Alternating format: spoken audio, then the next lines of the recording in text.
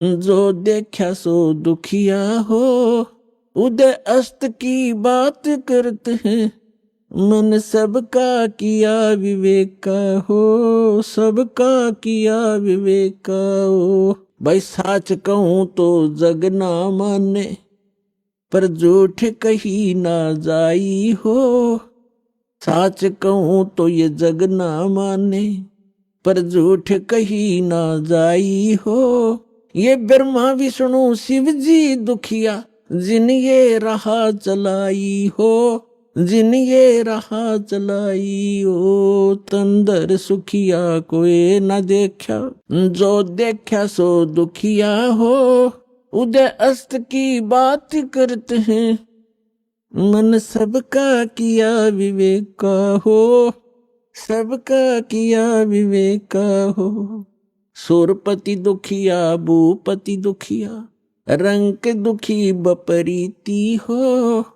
सुरपति दुखिया भूपति दुखिया, रंक दुखी बपरीती हो। कहे कबीर और सब दुखिया, एक संत सुखी मन जीती हो। संत सुखी मन जीती हो। तंदर सुखिया कोई न देखा, जो देखा सो दुखिया हो। उदय अस्त की बात करते हैं, मन सबका किया विवेक का हो, सबका किया विवेक का हो। सुरपति दुखिया भूपति दुखिया, रंक दुखी बपरीती हो। सुरपति दुखिया भूपति दुखिया, रंक दुखी बपरीती हो। कहे कबीर और सब दुखिया, एक संत सुखी मन जीती हो। संत सुखी मन जीती हो। पुण्यात्माओं, सौभाग्य आपका, आप जी को ये यथार्थ ज्ञान अमृत वचन सुनने को मिले, सौभाग्य प्राप्त हुआ आपको। भक्ति मुक्ति के दाता सतगुरु ये भटकत प्राण फिरंदा, उस साहिब के हुक्म बिना नी तरवर पात हिलंदा। उस परमात्मा कबीर भगवान की, अल्लाह अकबर की, उस महान परमेश्वर की आपके ऊपर असीम रजा है और आप युगों युगों के बहुत पुण्यकर्मी प्राणी हो, जो ऐसे भाग दौड़ के जीवन से समय निकालकर यहां परमात्मा के दरबार में पहुंच पाते हो। उस परमात्मा की रजा बिना आप यहां नहीं आ सकते, आप ये ज्ञान भी नहीं सुन सकते, आप तक ये पहुंच भी नहीं सकता। इस ज्ञान को आप तक पहुंचाने के लिए परमात्मा ने 600 वर्ष पहले प्रयत्न किए, और उन दुष्ट लोगों ने, स्वार्थी नकली गुरुओं ने अपनी रोजी रोटी को उत्तम मानते हुए, प्रथम मानकर, अपने स्वार्थ को प्रधान मानते हुए कबीर भगवान उस धानक रूप जुलाहे को बहुत परेशान किया और यथार्थ ज्ञान को आप तक नहीं पहुंचने दिया। उस परमेश्वर ने वो अमर ज्ञान अपनी वाणी में, सच्चिदानंद घन ब्रह्म की वाणी में, कबीर वाणी में लिपिबद्ध करवा दिया अपनी प्यारी आत्मा धर्मदास जी द्वारा। अब उस ज्ञान को, परमात्मा के उस विधान को, जो 600 वर्ष पहले परमेश्वर अपने द्वारा रची हुई सृष्टि की जानकारी, और हम कौन हैं, कहां से आए हैं, यहां क्यों दुखी हो रहे हैं, जन्म और मृत्यु का कारण क्या है, ये सब कुछ उस समय बताना चाहते थे, लेकिन इन नकली धर्म गुरुओं ने, इन दुष्ट लोगों ने हमारे तक ये पहुंचने नहीं दिया। परमात्मा का घोर विरोध करा दिया, उनको काटने, मारने, बुरी तरह परेशान करने पर ही लगे रहे, जनता को भ्रमित करते रहे। उस परमेश्वर ने कहा था कि जब 5500 वर्ष कलयुग बीत जाएगा, उस समय सभी अपनी प्यारी आत्माओं को शिक्षित करूंगा, पूरे मानव समाज को। और सभी धर्म के धर्मी अपने धर्म ग्रंथों को सच मानते हैं, और जिन गुरुओं को हम शास्त्र विज मानते थे वो अपने ही सदग्रंथों से अनभिज्ञ थे, अपरिचित थे, अज्ञानी थे, और हम उनको केवल संस्कृत भाषा जानने के कारण उन पर विश्वास किया करते थे कि सभी सदग्रंथ संस्कृत भाषा में हैं, और ये हमारे हिंदू धर्म गुरु संस्कृत भाषा पढ़े हैं, इन्होंने सदग्रंथों को ठीक ठीक जाना होगा, ये सही बता रहे। और उनकी एक दाल गलती रही उस समय कि कबीर जुलाहा है, धानक है, और उस समय संस्कृत पढ़ने का अधिकार केवल ब्राह्मण वर्ग को ही था। इसलिए आम आदमी को यह विश्वास बना नहीं, यह शंका बनी रही कि कबीर जी अशिक्षित हैं, परमेश्वर कबीर जी अशिक्षित हैं, ये झूठ ही बोल रहे होंगे सदग्रंथों के बारे में, क्योंकि सदग्रंथ हमारे पवित्र वेद, पवित्र श्रीमद् भगवद गीता, पवित्र पुराण आदि आदि ये सभी संस्कृत भाषा में लिपिबद्ध हैं। तो परमात्मा ने ये समय निर्धारित किया था, अपनी प्यारी आत्मा धर्मदास जी से बताया था, और धर्मदास जी ने जब पूछा परमात्मा आज तो बहुत ही धार्मिक व्यक्ति हैं, इनके अंदर धार्मिकता है, बुराइयां भी कम है, न्यून है, और 5500 वर्ष जब कलयुग बीतेगा, यानी आज से लगभग 600 वर्ष पश्चात, तो और आप बताते हो कलयुग में मानव की वृत्ति बहुत गिर जाएगी, इनके विचार मलिन हो जाएंगे, चरित्र ठीक रहे नहीं, अविश्वासी कृत घनी बन जाएंगे, तो तब कैसे समझाओगे मेरे मालिक। तब परमेश्वर ने कहा था कि सबसे पहले मैं इनको शिक्षित करवाऊंगा। परमात्मा कबीर जी कहते हैं ये सब खेल हमारे किए, हमसे मिले सो निश्चय जिए। और फिर जब ये शिक्षित हो जाएंगे तब अपना दास भेजूंगा। तब तो कहा था मैं स्वयं जाऊंगा और उन सदग्रंथों के गूढ़ रहस्यों को जन साधारण को बताऊंगा, लेकिन स्वयं नहीं आए तो दास भेज दिया पुण्यात्माओं उस परम पिता ने।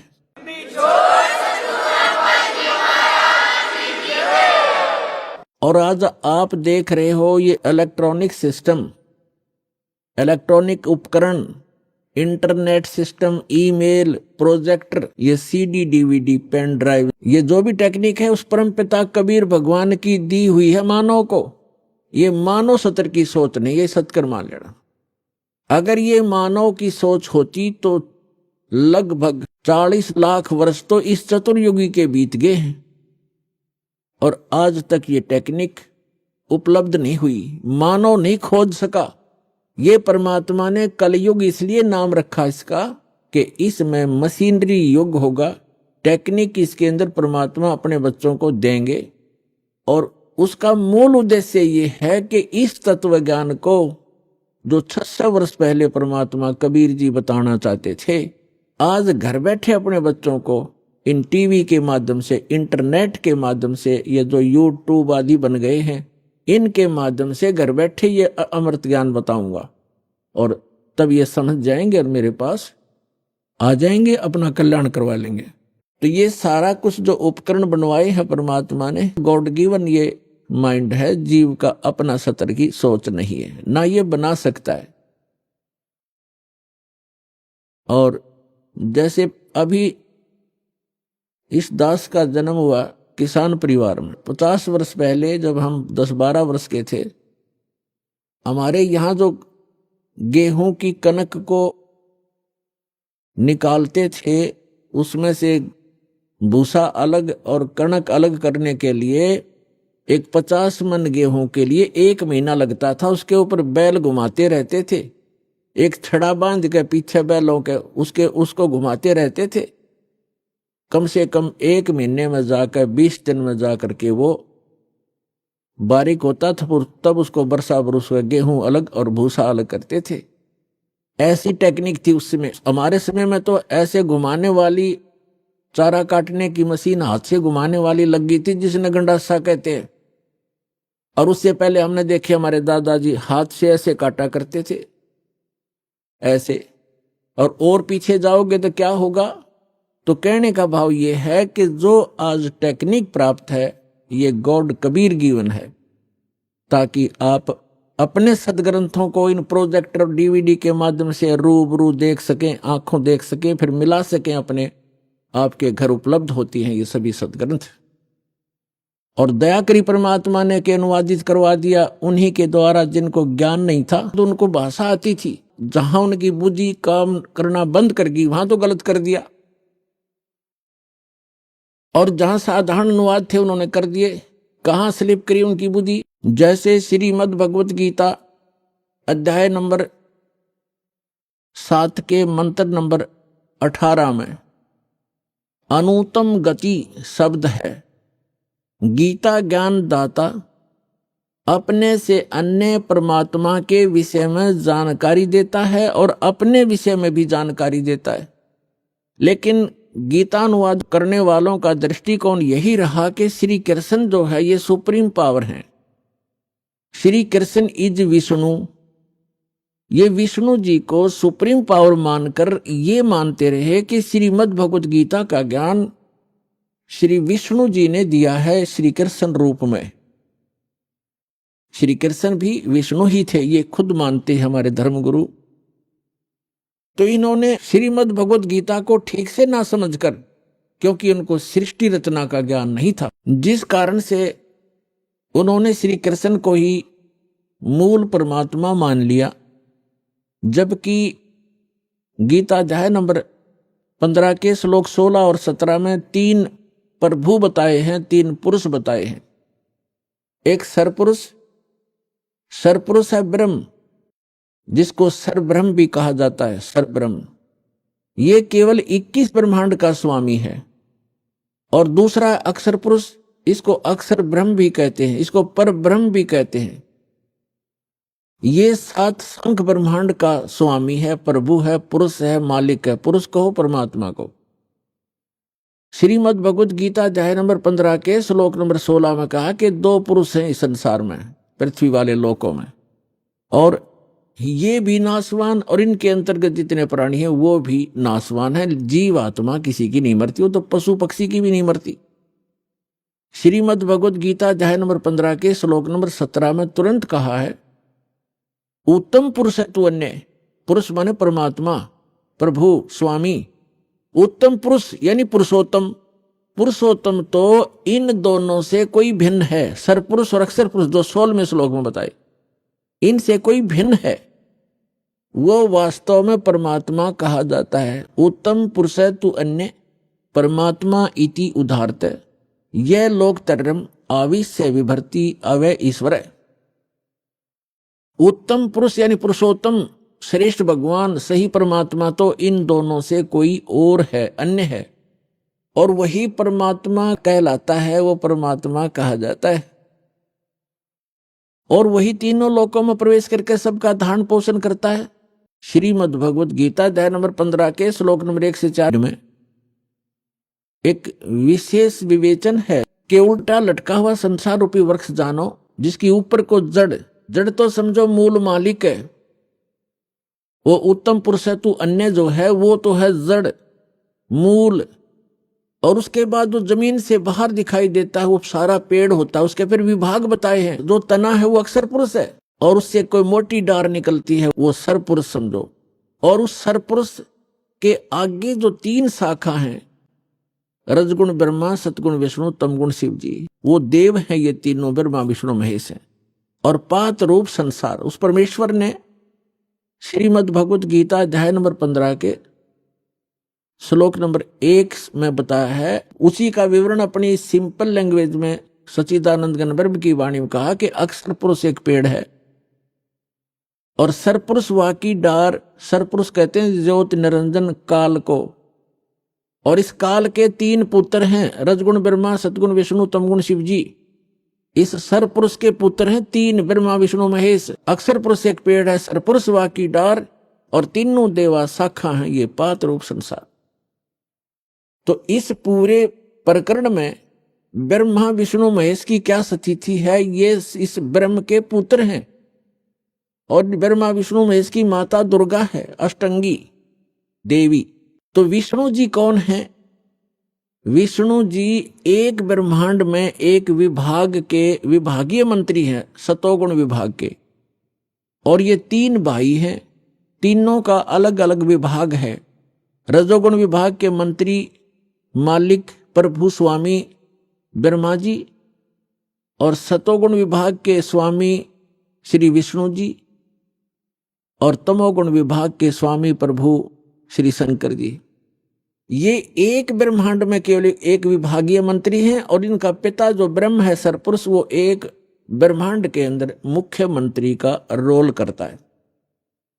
ऐसे ऐसे 21 ब्रह्मांड हैं सरपुरुष के, जिसको ज्योत स्वरूपी निरंजन काल भी कहा जाता है, जिसके लोक में हम रह रहे हैं। और फिर है अक्षर पुरुष। अक्षर पुरुष के 7 शंख, नील पद्म शंख, 7 शंख ब्रह्मांड हैं। और फिर तीसरा रहा वो परम अक्षर पुरुष, उत्तम पुरुष तु अन्य, वो ओवरऑल कंट्रोलर है। असंख्य ब्रह्मांड इंक्लूडिंग सरपुरुष एंड अक्षर पुरुष, इन सब के ऊपर और इसकी इनके अतिरिक्त जितने भी ब्रह्मांड हैं, पूरा विश्व है, पूरा संसार है, उन सब का मालिक है, वो मूल मालिक है। वो संसार रूपी वृक्ष की जड़ है, मूल है, जहां से जैसे पूरे पेड़ को मूल से आहार प्राप्त होता है, ऐसे वो परमात्मा कबीर भगवान परम अक्षर पुरुष वो सबका पालनहार है। अब जैसे जिन महापुरुषों को परमात्मा मिले, उनमें से एक आदरणीय गरीबदास साहिब जी, गांव छुड़ानी, जिला झज्जर वाले हैं। वो बताते हैं परमात्मा को आंखों देखकर परमात्मा से परिचित सभी ब्रह्मांडों से और परमात्मा द्वारा रची सृष्टि से परिचित होकर कहते हैं, अनंत कोटि ब्रह्मांड का एक रति नहीं भारे, सतगुरु पुरुष कबीर हैं ये कुल के सिरजनहार। वो कबीर कौन है? हम सुल्तानी नानक तारे, दादू को उपदेश दिया, जात जुलाहा भेद न पाया, वो काशी महे कबीर हुआ। अब ये है वो सारे ब्रह्मांडों का रचनार, मूल मालिक। अब हम फिर आते हैं श्रीमद् भगवत गीता अध्याय नंबर 15 के श्लोक 17 पर। उत्तम पुरुष तु अन्य परमात्मा इति उदाहरतः, ये लोक तरम आविश्य विभर्ति अवय ईश्वर। उत्तम पुरुष तो कोई और है, पुरुषोत्तम तो कोई इन दोनों से अलग है, जो 16वें श्लोक में कहा है 15वें अध्याय के श्रीमद् भगवत गीता में।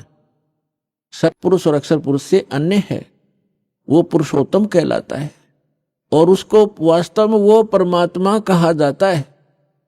परमात्मा, परमात्मा माने श्रेष्ठ आत्मा। श्रेष्ठ आत्मा वही होता है जो किसी को दुख ना दे, किसी के बेटा बेटी की मृत्यु ना करे, कैंसर ना करे, किसी को रोग युक्त ना करे, दुखी ना करे, उसको परमात्मा कहते हैं, श्रेष्ठ आत्मा, अच्छी आत्मा। और जो यहाँ हम देख रहे हैं बुचड़ खाना, किसी हॉस्पिटल में जाकर देख लो हाहाकार मची हुई है, और घर घर में देख लो कोई किसी रोग से दुखी, कोई किसी से दुखी, किसी की टांग कटी है, किसी का हाथ कटा है, कोई आंखों से अंधा है, कोई पैरालाइसिस से तड़प रहा है। जिस लोक में हम रह रहे हैं ये इस परमात्मा का लोक हो सकता है? ये तो कसाई आत्मा का लोक है, इस काल का लोक है जहां हम रह रहे हैं। ये कबीर भगवान ने आकर बताया।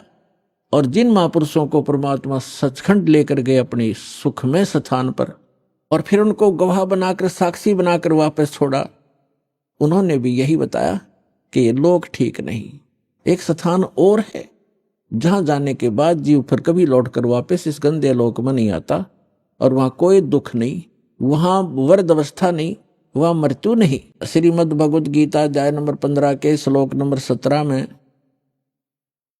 कहा है कि उत्तम पुरुष तु अन्य परमात्मा इति उदाहरतः, और यह लोकत्रयम् आविश्य विभर्ति अवैश्वर, जो तीनों लोकों में प्रवेश करके वो श्रेष्ठ परमात्मा जो सरपुरुष और अक्षर पुरुष से अन्य है, वो संसार रूपी वृक्ष की मूल है, जड़ है, ऊर्ध्व मूलम अधः शाखम, ऊपर को जो जड़ है वो तो समझो परम अक्षर ब्रह्म है, और यह लोक तरम अविश्य विवर्ती जो तीनों लोकों में प्रवेश करके सबका धारण पोषण करता है।